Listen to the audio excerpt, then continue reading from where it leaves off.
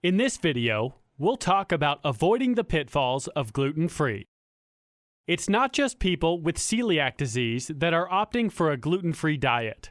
According to the Mayo Clinic, 72% of people going gluten-free are doing so on the recommendation of a nutritionist or physician.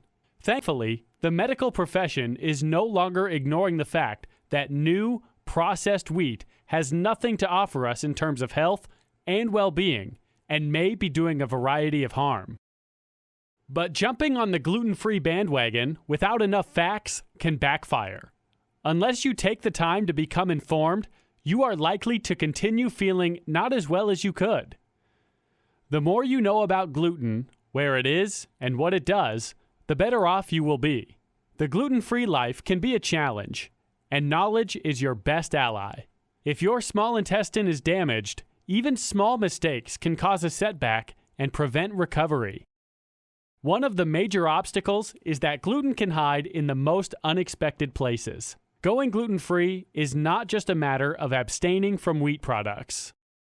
Carefully read labels and ask questions, because gluten may find its way into the following food items.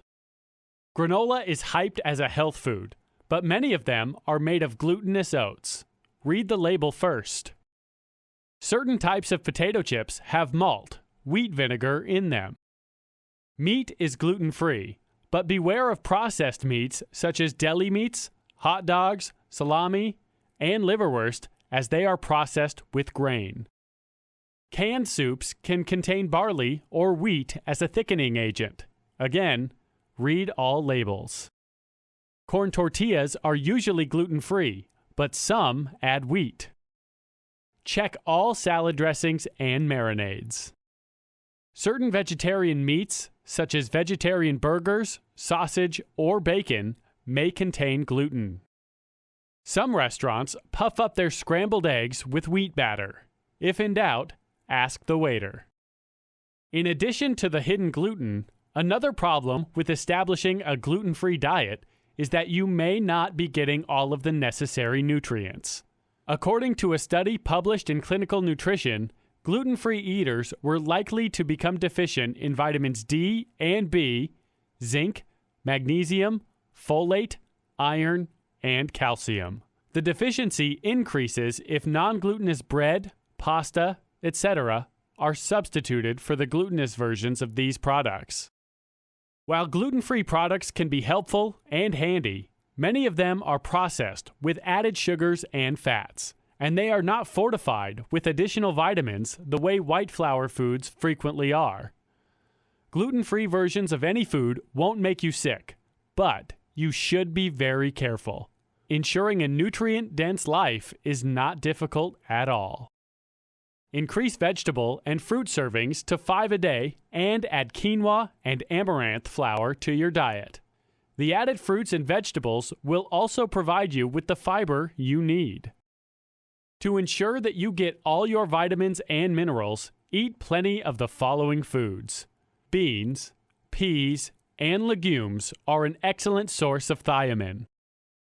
Spinach and soybeans provide riboflavin. Avocado, chicken, broccoli, and salmon contain niacin.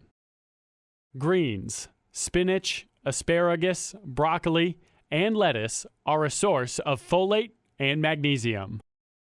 For added iron, eat meat and lentils.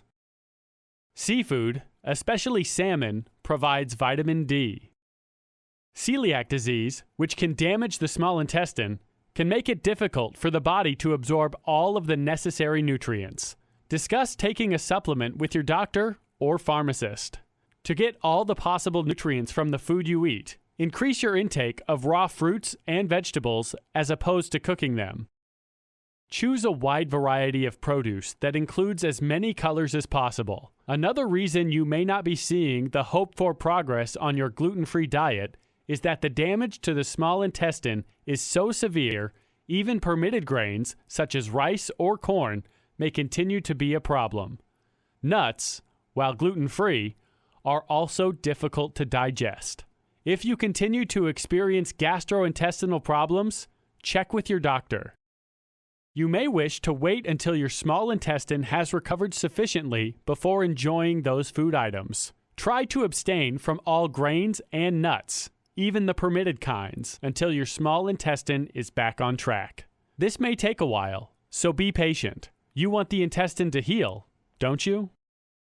In addition, while gluten-free products can be helpful, too many companies are jumping on the gluten-free trend.